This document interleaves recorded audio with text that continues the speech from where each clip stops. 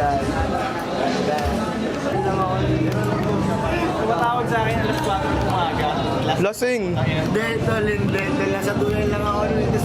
Wala akong, walang gusto kong tawagan ngayon. Tingnan ako, sasagot sa iba. Sinagot mo. Hindi ako sinagot.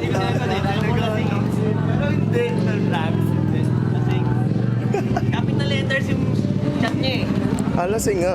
Recto naman. Kumusta? Recto kaya ako. Recto, pasa. Ito na, naman. Hindi nakita. Ganda yun, parang mas... Iggy. Ano yan? Parang ako matindi ni Peso Rothschild. Dahil walang nandun, walang nakakalusot ng sapatos doon. Walang nakakalusot ng sapatos doon. Hindi niya alam kahit anong nangyari. Ano sinend mo sa akin?